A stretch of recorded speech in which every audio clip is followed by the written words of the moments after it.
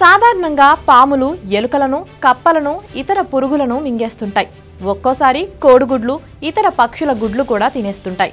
కానీ ప్లాస్టిక్ సీసాను పాము మింగడం మీరెప్పుడైనా చూసారా? అంటే చూసి ఉండరనే అంటారు. కానీ ఒడిశా రాజధాని భువనేశ్వర్లో ఓ తాచుపాము ఏకంగా చెత్తలో పారేసిన ఖాళీ దగ్గుమందు సీసాను కప్పగా పొరబడింది. మింగబోయి ప్రాణం మీదకు తెచ్చుకుంది. మింగలేక కక్కలేక తెగ ఇబ్బంది పడింది.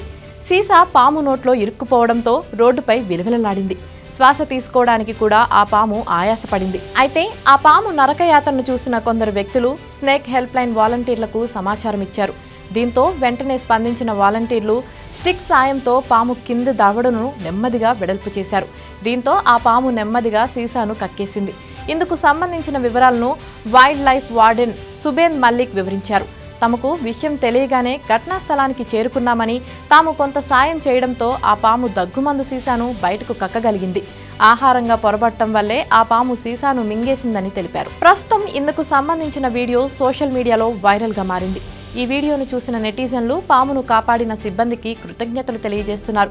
వన్య ప్రాణులు, పర్యావరణానికి హాని కలిగించిన రీతిలో చెత్తను పారబోసే పద్ధతులు అవలంబించాలని సూచిస్తున్నారు. మరికొందరేమో మనుషులు సృష్టించే సమస్యలకు ప్రాణకోటి ఇబ్బందులు పడుతుందని కామెంట్స్ చేస్తున్నారు.